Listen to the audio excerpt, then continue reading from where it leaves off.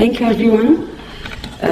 First of all, I would like to thank our Tunisian friends available here and back at home for inspiring everyone in Egypt. I received the call for protesting on the 25th of January, on the 7th or 8th of January. It was just a casual or one of the usual calls or events made on Facebook for going out and protesting against police brutality on the police day. That was on the 7th. And I clicked attending, just like every time. But on the 15th of January, I noticed the change of the language on Facebook. Although I'm young, but I'm being a traditional activist. I said, these guys are crazy. Why they are increasing the tempo or and escalating the language? That's not just a protest against the government, against police brutality. It's protest against everything. It's a call for uprising. And being a traditional activist, I said, nobody calls for a comprehensive uprising. The people will move when it is ready. And it seemed that the people was ready, and it moved on the 25th. It was so. The major thing was the inspiration from Tunisia. Everything in Egypt was ready for a popular uprising and a protest against everything: social injustice, police brutality, lack of democracy and public freedoms. But there came an inspiration from Tunisia, and this is what I call Arab nationalism.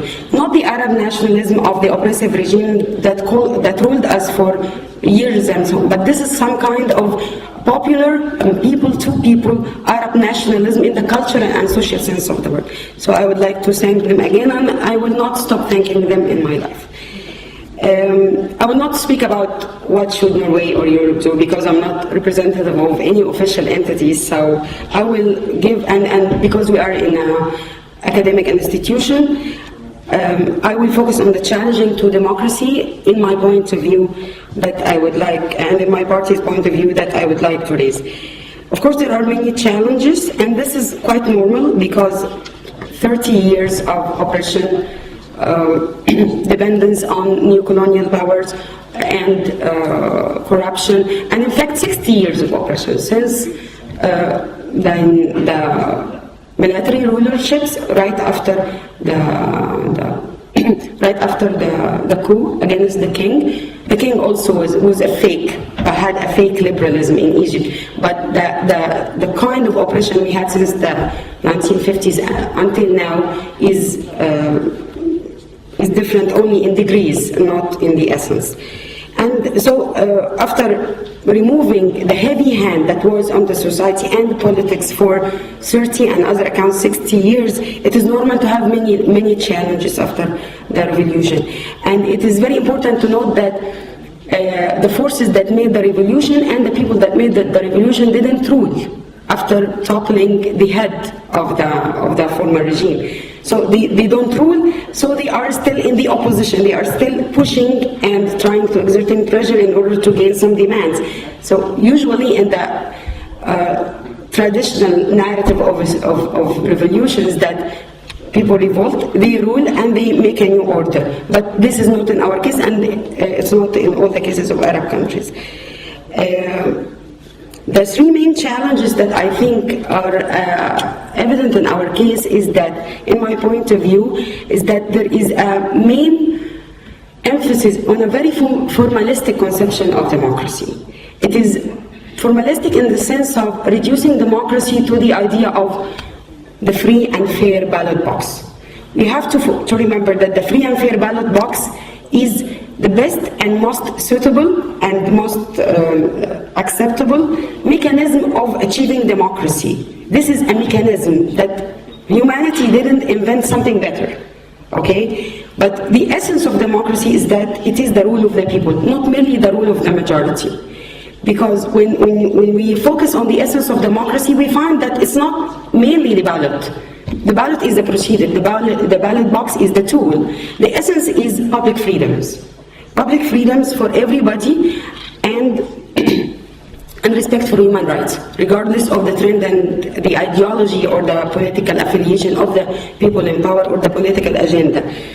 So I'm very astonished when I hear things like We can wait for 1 or 2 years until the police is trained, like my dear friend, our dear colleagues from Tunisia. We have to wait for a couple of years until the police is trained, but we have to have elections next month. This puts the carriage before the horse.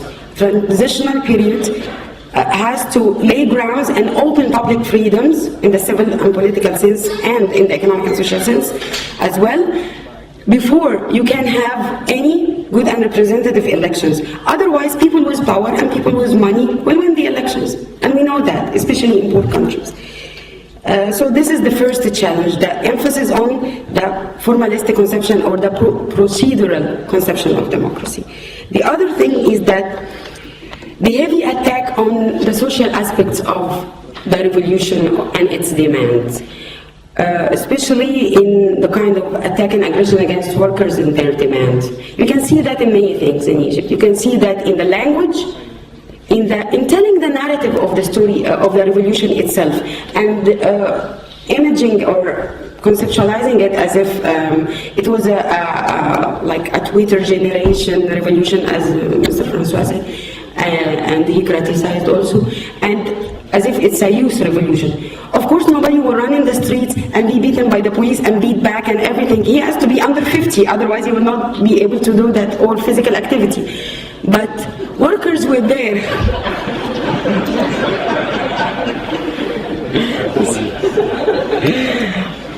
So this will be biased against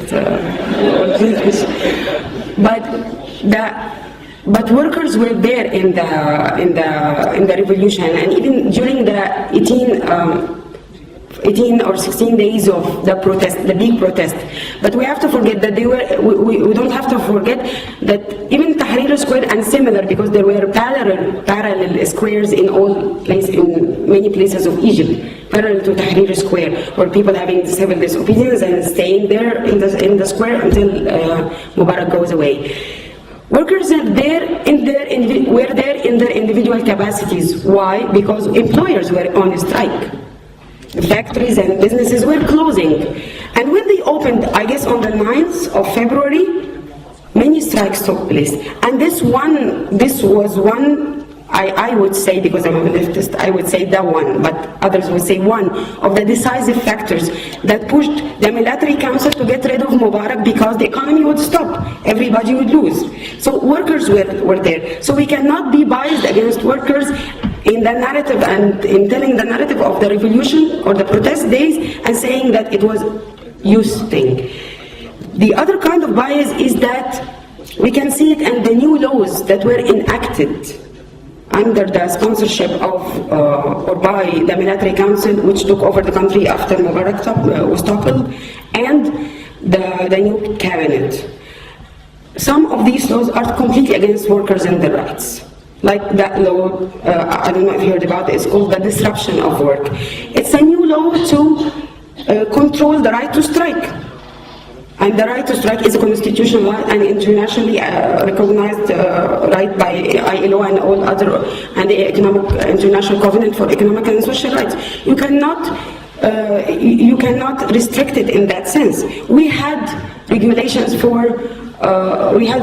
in the labor code for restricting the strike and making it effectively impossible. Okay? And one of the demands of the revolution, not only to change the electoral law and not only to change the procedures for conducting parliamentary elections, but also to give workers their constitutional and internationally recognized right to strike and acclaim their rights. Because revolution does not stop only at the political and civil demands. It extends also to social demands. And what's the only power and what's the only tool in the hands of workers and employees if it's not strike? So that's why I'm calling it a bias, because you can see it in the law that was enacted, in the language of the prominent people from the cabinet and from the military council and from the media, and in language that is something like, to the extent that the prime minister that got his legitimacy from Tahrir Square and we're chanting his name, Mr. Isam Sharaf, he said that shame on workers who hinder or by their strikes the wheel of production.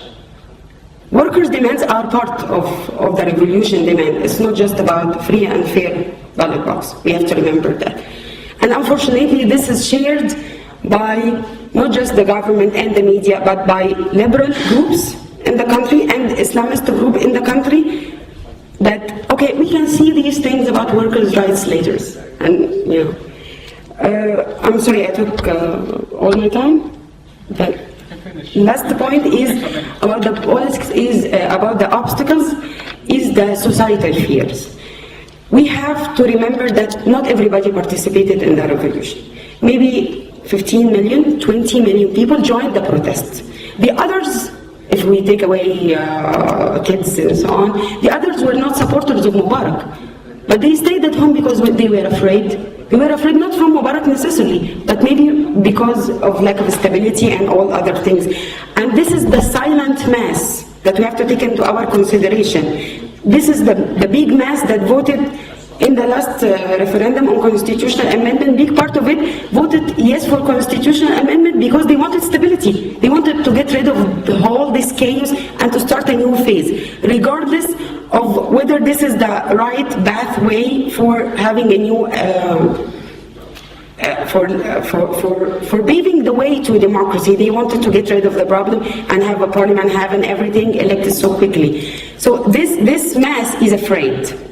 Why it is afraid? It is afraid because of lack of security, because the police is on unspoken strike in the most part of the country. A couple of days ago, it became actually very clear because they made a demonstration, a group of them in one of their jobs in a religious festival called Moulid Dimiyana. And the police is on strike, and the military is not tough enough in dealing with why the police is not doing its job. There is this. It's not tough enough with the police not doing the job, and this is creating some lack of security in the country. Of course, it is exaggerated by the media, but it is creating problems in the society and making them push us, making the silent mass in the society pushing us. Okay, we want to get rid of the society. Stop raising demands. Stop doing things. Stop asking for more political freedoms and social rights, and we want to get rid of all this problem, regardless of the price. The last point about the social fears is the fear of sectarian violence and the fear actually of political Islam. Because, with all due respect to my dear friend Dr. Assam, there is political Islam. I'm a Muslim as an individual, but there is an idea of a political ideology that wants to apply Islam as the general system of the state and society. And people are afraid because we really cannot find one example throughout the world in which this ideology was applied without violating human rights. Until now we can't find it. Because when you have, for example, one idea, you have a certain role, a religious role for women. What about women who don't want to abide by it? They will be violating the law? I don't know. So this is one real fear in the society. And the moderate, because according to the landscape, the Muslim Brotherhood is considered the moderate groups, moderate Islamist groups like Al-Wasat Party or the Muslim Brotherhood have to tell us how they are going to apply this in order to stop free. I am against exclusionist policies, by the way, and I am against the secular, the mainstream secularism of Europe, like in the case of Turkey and France, because I am an extremist believer in personal rights. So you cannot impose something on people. Either it is being a modern woman or being a religious Muslim woman. So this has to be clarified. So these are the three main points that I think pose obstacles and challenges to democracy right now. I'm sorry for taking so long of your time.